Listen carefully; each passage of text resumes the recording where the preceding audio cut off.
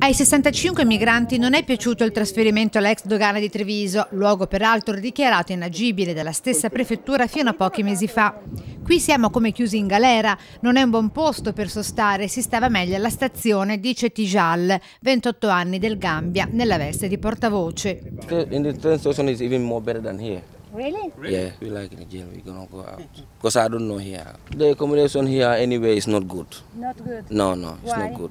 Because the way where we sleep here is not a good place. I bagni sono sporchi, nel capannone si superano i 35 gradi, temperatura insopportabile. Ieri notte ho dovuto dormire per terra, fuori, aggiunge. I don't sleep inside, I sleep outside yesterday.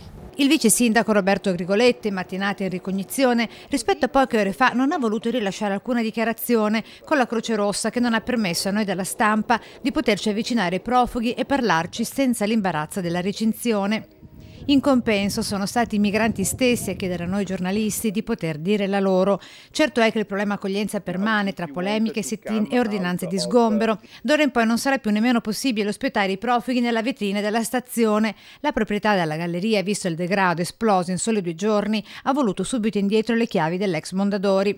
E intanto tra lunedì e martedì prossimo è previsto un nuovo contingente di arrivi per Treviso, a meno che non trovi conferma l'ipotesi di un hub regionale a Padova all'ex caserma Prandina. Dal Benin parla Ahmed, 18 anni.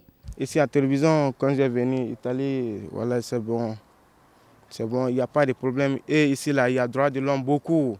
Personne ne peut pas te faire du mal, personne ne peut pas te déranger, parce que ici, là, il y a droit de l'homme. Chiede ai trevigiani di aiutarli, di trovare per loro una soluzione. Qui dice nessuno ti uccide, qui si rispettano i diritti dell'uomo.